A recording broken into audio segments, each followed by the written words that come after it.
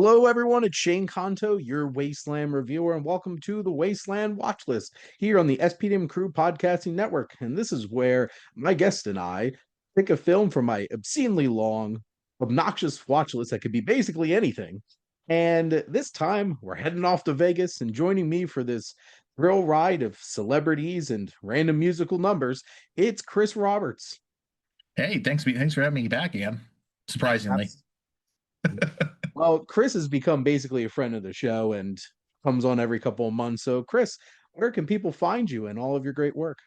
You can always find me here, it seems, every other month, or you can find me Yeah, every other week over at Movie Smash, where we discuss other types of movies based on comics or graphic novels. So, yeah, if you love my takes on movies, you'll find me there, like I said, every other week and here every other month. honestly, Chris is not wrong there. Do the math basically is. So, there we go. But we are indeed talking. Last time was a deeper, more very thought provoking, rich LA noir. This time we're going to Vegas, and it's Meet Me in Las Vegas. I can't say this movie has a lot of depth, but we'll certainly talk about it. This was released March 9th, 1956. To the day we're recording this this podcast, which is actually really interesting. So happy, oh my God, that's 70th That's 70 anniversary. years. That was special. This worked out nicely. Happy 70 years to Meet Me in Las Vegas. The runtime is 112 minutes. We'll talk about that because this did not need to be 112 minutes. Yeah, I've got some comments about that runtime. Yep. This made $3,714,000 on a $2,495,000 budget. I want to know how much of that budget was Frank Sinatra and all the other celebrities that got to pop up in this movie. Directed by Roy Roland, filmed in Eastman Color and Cinescope. So, well, it might not be the deepest movie, but they went all out making this look pretty. This was specifically tailored to Sid Therese and her skills in modern and classical ballet, and nobody's surprised learning that because honestly, this movie does just feel like an excuse to have somebody dance and do musical numbers. So, this was actually largely shot in Las Vegas, so at least they made use of that. And I realizing why this was on my watch list is this is nominated for an Academy Award for Best Original Score for Georgie Stahl and Johnny Green. And I guess, if anything, it is the music and the dancing that do get you into this movie. So It that wasn't the plot. was not the plot. But what is the plot? We have Dan Daly and Sid Charisse here in 1950s Las Vegas, a gambling rancher and a ballerina discover that some people have luck at cards while others have luck at love. Yes, we have a movie about a gambling rancher falling in love with a ballerina. Match made in heaven. But Chris, what are your general thoughts on Meet Me in Las Vegas? So I gotta say that matchup sounds like someone had a Scrabble bag of careers and pulled out two options. So we're gonna make a movie about a gambling rancher and look, a ballerina. Let's see if we can make this thing work.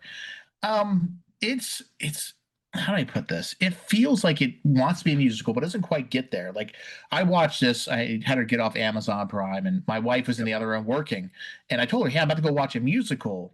And I'd say about three quarters of the way through, and she said, I haven't heard too many songs.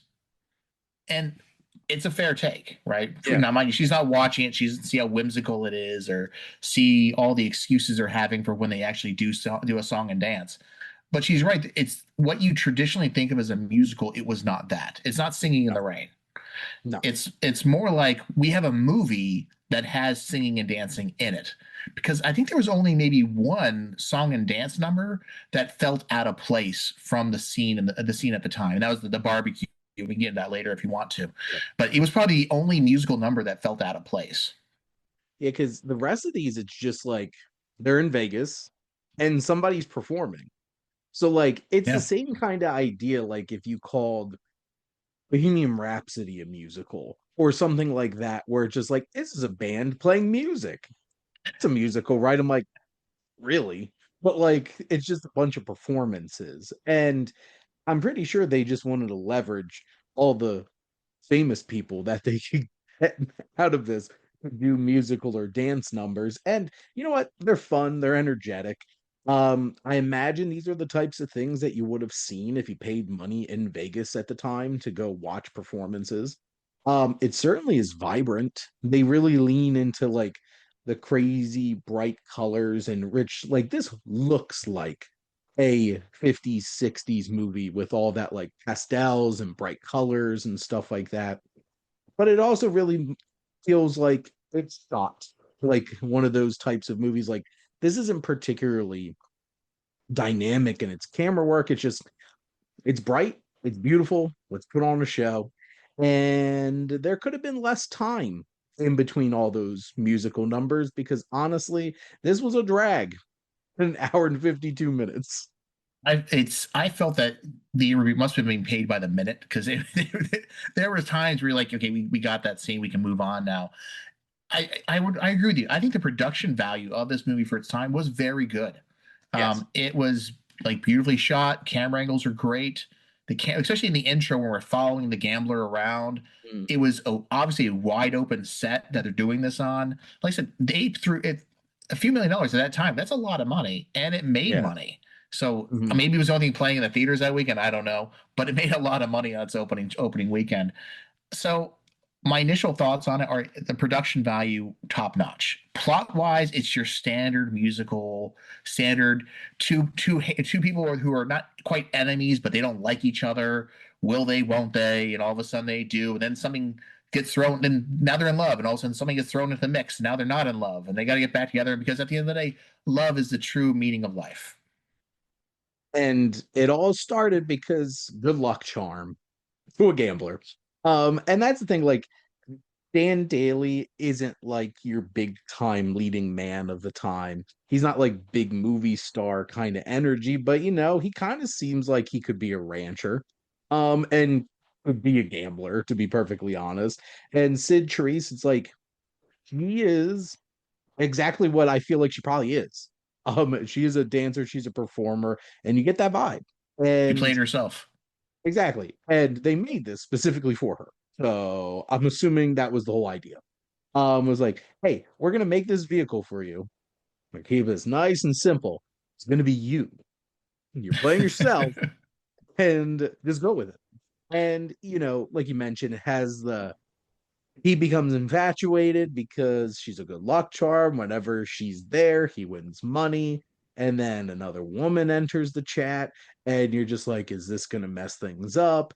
But then they're all super happy. He goes home, strikes oil easier than the Clampets in Beverly Hillbillies because she just shows up and magically oil. And then at the end, it's just like, oh, maybe our luck isn't as strong as it is. Maybe we shouldn't define our love and our relationship based off of if you make me win money. And at That's the end, my it's like, no. marriage. It's like, no. At the end, it's just like, hey, we actually kind of like each other. Boom. That's a movie. I'm like, that sure was a movie. And And it's, it is interesting. it's The an sort of the lesson interesting they're movie. trying to teach you is that you might be lucky in gambling, but the moment you have love in your life, you're not lucky at gambling anymore. Now you're lucky in love. You can only be lucky in one thing. You get one category. That is it. Nothing more. And I like how by the end, they're like, we're going to spend half the time on the ranch, half the time in Vegas, but I'm not gambling anymore. I'm like, man, you probably shouldn't have in the first place. As somebody who teaches probability and statistics to college students, there's two types of mathematicians. There's those who think that they know the math so well they can beat the odds and make money, my friend Steve, and those who know the numbers too well and realize you shouldn't be playing these games. And that's me. Except my mother doesn't listen to me because she always wins. She for some reason she always wins on her scratch offs. She went to Atlantic City, won $10,000 on a slot machine. I'm like, this woman's never gonna listen to me, no matter how many times I tell her, don't waste your money on gambling. Moral of the story, kids, is sometimes some people can get lucky, but on average, you are not gonna get lucky. Well, Don't gamble. let's talk about him as a gambler. He comes off when he's first introduced to us. It's obvious he's a whale. Like he's a guy who gambles a lot, but he's Yep. always super happy. So he's not like that desperate gambler who's down on his luck. Later, we find out it's what he does. He takes the profits from his ranch and Yeah. gambles those away. So he doesn't. So he's like a responsible addict. Like he's not ruining his. He's not leveraging the ranch. He's also not No. getting away his livelihood. He's just taking the excess and throwing it away to Vegas. And so he's a responsible. That's why I guess it makes so the relationship's okay that he has this addiction, but he knows how to control it and master it. Apparently. It's I respect that he plays responsibly with house money. So like he's not going in there betting his ranch on the line and stuff like that. But two thoughts. One, not the same scale, but he sounds like my grandparents who used to take $20 to the showboat in Atlantic City. And if no matter what, game over after $20 were gone. So at least they're doing it responsibly, like the senior citizens that go down to Atlantic City. Um, the other thought is one way you could look at this as a responsible gambler, but is this money laundering? Maybe it's. I mean, that's part of it. He gets a lot of free stuff. I'm like, this sounds like a plot that the mafia would come up with in Vegas to launder their money is they gamble away the profits into their casinos and then that launders the money, cleans it. I'm just like, um, I I am guessing that maybe a mobster or two came up with a few ideas after watching this movie, just saying. And also, yeah, what kind of ranch does he have? Like, Yeah. we only see the one oil well, which is kind of strange. And we hear about a Which pregnant cow, but that's about it. like what kind of beef do you got there? Might be owned by a few Italian families off on the East Coast Though they or do in make an Kansas Italian City. joke. They do make an Italian joke. I My did. mother, no, not you, but he said, was it my mother dresses like an Italian boy, has a haircut of an Italian boy, and then the who is it? The dealer goes, but she's not a boy or Italian. He goes, you tell that to her. Like it's just some of the jokes in this movie are so dated. So dated. They're It's so funny fantastic. because I watched another movie this morning, Only the Lonely, which is a Chris Columbus, John Hughes, John Candy movie. And his mother, Maureen O'Hara, is an old Irish woman who hates Italians, doesn't trust them. And I heard quite a few slurs being thrown around. And I'm just like, well, that movie's from 1991. Like, it wasn't that long ago. I'm like, that's when I was born. It's just like Italian people. Yes, I have a sinking feeling stuff's going on in Kansas City area regarding these casinos. Not related to the mafia. I didn't watch Scorsese's Casino and automatically think of this. So honestly, this is a cotton candy type movie. Like this is Oh all yeah. air and fluff and style and yeah. And if you want a nostalgic trip back to the 1950s, the vibrant colors, the music artists that were popular at the time with the big bands, the crooners, the singers like that, want a little bit of Sammy Davis Jr. piped in there. Not actually here. That probably would have cost them, would have bumped the budget up to like $3 million instead. But like they have some famous people here, and I feel like that's the charm of it. Like I swear, if I sat down and watched this with my mom, she would have enjoyed the hell out of this. So Speaking of money, real fast, did you catch how much they're paying that ballerina per week to be there? how much was it? $30,000. The reason I bring that up, that's a lot of money today per week. That's a I'd take ton of money in in that time period. $30,000 a week for 2 weeks worth that when she works 2 weeks, and they have an option to get her for a third week, and she does it 6 months a year. And that was a sacrifice to do it 6 months a year. And she was complaining. Let's see, $30,000. You know the Nine. inflation rate for this? Yep, 1956. She was getting paid $345,000 a week. And it just her and her mother, I guess, or whoever the other ballerina was, the ex ballerina. This She's is got to pay like her staff, she's got to pay her manager, but still, that's a lot of money per week this for is two like to 3 weeks of the work. end of end of Bruce Willis's career when Mhm. like he showed up for like $2-3 million for like 4 days of shooting for Expendables 2. Like, come on, man. It's crazy amount of money. That's like Crazy. Marlon Brando money. On Like, Superman 1. yeah, exactly. Well, good for her. I wonder how much she got paid for the movie, Nowhere honestly. near that. Probably not. Oh man. I want to know how much Elvis was making. I don't know. I think when they said that the first time, I had to stop and be like, "No, that's not right." And they say it again. They say it at least 2 times in the movie. It's like that's a lot of money now for a single person, for an actor, a ballerina. I will Now go you're out for your by the way, for your ballerina listeners who are screaming at their phone, or as they're for a walk, listening, saying that's not true. We all make 100K a week. Let me know, because I would be thoroughly surprised if 30,000 was not a lot of money for a ballerina. I'll work on it. I'll get limber. I'll go out to Vegas. I'll I will dance my heart out for you. I will change my careers and ruin my toes. Let's do it. I guess Chris, do you have any other like thoughts that you want to throw out there about the film? Well, it's long. There were several times where I thought it should be over, and it's the like the musical numbers are good musical numbers. I'm not a musical kind of guy, Yeah. so I can appreciate the quality, but somehow I wasn't really engaged with it. So that made it feel even longer than it was. And those musical numbers kept going. Like there's the scene where she does her big performance, Yeah. and it's like it was amusing how they incorporated it. It's like a bar fight, and there's shooting a gun about one too many times, and Mhm. there's other scenes too where like these music numbers just keep going on and on and on. But the whole will they won't they sort of plot, I feel like I got it in the sense of like I don't need more of it. In the sense of like they could have stopped at any point. It's like, hey, well, you got the message. They're gonna get together, but they just kept dragging it out. It felt like like 6 seasons of Friends about Rachel and Ross. Like, come on. They were on a break. They run a break exactly. I needed a break.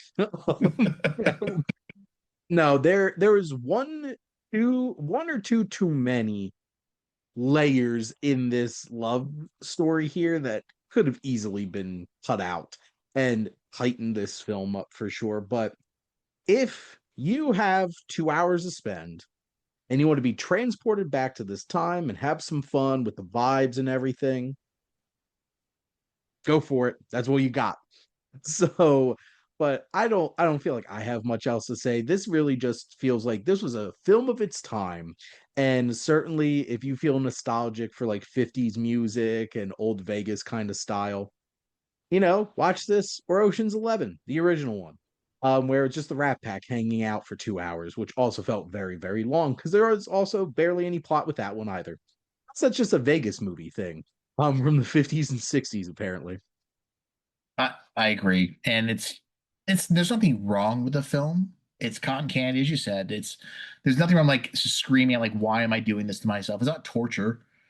Yeah. But there's nothing to it that I would say to you, hey, go out of your way to go find it. I do have a question for you though. Like maybe you might know the answer to this.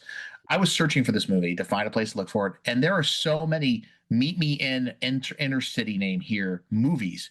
I was like, is this part of a series? Is this like the third of like 12 of these things? Because there's like meet me in Oklahoma, meet me in Texas, meet me at your Meet Me in mom's St. house. Meet Me in St. Louis is like the one.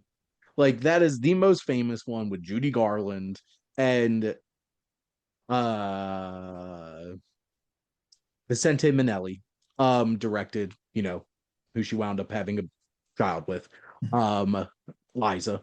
But like Meet Me in St. Louis is like the big one. And yes, I'm like, how many more letters do I have to type into my Amazon here for me to find this movie? That's all. And because the search on Amazon is terrible. Yes. So, if you know it's a common name or at least start of a common name, if you have to keep typing in so many things that it takes forever to figure it out. And not only that, it wasn't one of the first ones that popped up. And there were other movies that don't have the phrase "meet me in," which means that in some other country that is a better title. And I did find out that this movie did go under a different title in Europe, Interesting. in the Viva Las Vegas, which made for a big problem for the later movie with Elvis because they couldn't release under that name later on. Wait a minute. I'm like, that's an Elvis movie. Which probably. And they had to change the Elvis movie name in England, in the UK as well, in Europe, because they already They had probably this just movie. called that one "Meet Me in Las Vegas." No, I don't know what it was called, but it's probably something. Could have just switched them. That would have been an easy thing. It's so funny. Reinsert point of Amazon has a terrible search engine. For trying to find stuff. I swear I could type in 2 letters into Hulu and it knows exactly what I want. I'm like, did you read my mind? But Yeah. like Amazon, no, I could type in 5 words of a title that has 6 words, and it's just like, I don't think I know what you want. I'm like, I think you do. You're just being a jerk. Well, I think it's more like you really don't want to watch that movie. Here's Meet the Fockers. Did you know there's a new Meet the Family movie coming your way? Watch this one instead. I'm like, stop it, Amazon. You think you know what I want? Stop it. Stop listening to me, Alexa, aka Skynet. Before I go too much on a tirade about the machines, Chris, thank you so much for coming on and talking about Meet Me in Las Vegas. No, pleasure to be here as always. And thank all of you for listening to all of my tirades about Amazon. I don't want to hurt you, Amazon. Don't hurt me. But thank you all for listening. Make sure to like, comment, and share on this episode. What's your favorite Vegas film? And why is it Steven Soderbergh's Ocean's 11? Or honestly, Casino. That's a pretty great one, too. I'd be kind of surprised if this was your number one. But, show your truth what that is. So comment. And make sure to follow or subscribe wherever you listen to your podcast. The SPDM Crew Podcasting Network is ever expanding. We have so many great shows with all different types of interests, including movies. Certainly have plenty about that. And if you want to join the crew as a guest on a show specifically like this one, or if you have an idea for your own podcast, email us on our website. And if you like our logo, check out HiFlyer Creative for all your digital marketing needs. But most importantly, thank you as always for tuning in and supporting the Wasteland Watchlist here on the SPDM Crew Podcasting Network.